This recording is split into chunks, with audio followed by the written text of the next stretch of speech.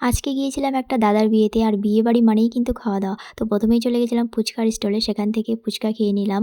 আর এদিকে তো পিসির পাকোড়া খাওয়া দেখে দেখো আমারও খুব খাওয়ার ইচ্ছা করছিল। তারপর আবার বরমশাই গিয়ে এক প্লেট নিয়ে আসলো, কিন্তু পাকোড়াটা আমার অত ভালো লাগেনি, তাই একটাই খেলাম। তারপর এদিকে কফি খেতে খেতে চলে আসলাম মেইন আইটেমের দিকে। তারপর দেখো পাতে পড়ে গেছে এখানে ফ্রাইড রাইস, ছোলা পনির, স্যালাড আর একটা বেগুনি। তারপর চলে আসলো ভাত। এরপর আর কি রাক্ষসের মতো গিলতে শুরু করে দিলাম, খুব জোর খিদা পেয়ে গেছিলো। তারপর এদিকে বাইরে বেরিয়ে দেখি সবাই পুরো খেয়ে দিয়ে মানে এদিকে পুরো বউয়ের ধুমধুমার নাচ দেখতেই ব্যস্ত। তারপর চলে গেলাম পানের স্টলে। আর খাওয়া দাওয়া শেষে একটা মিষ্টি পান হলে তো পুরো জমে যায়, আর আমি কিন্তু পান খেতে খুব ভালোবাসি, আর তাও যদি মিষ্টি পান হয়। আর এদিকে দেখো পান খেয়ে মুখ পুরো ফুলিয়ে দিয়েছি। আর ওদিকে আবার দেখছি বরমশার কথায় হাত মুছে দিল। এদিকে আবার একটু স্টাইল মারতে শুরু করে দিয়েছি মুখ ফুলিয়ে।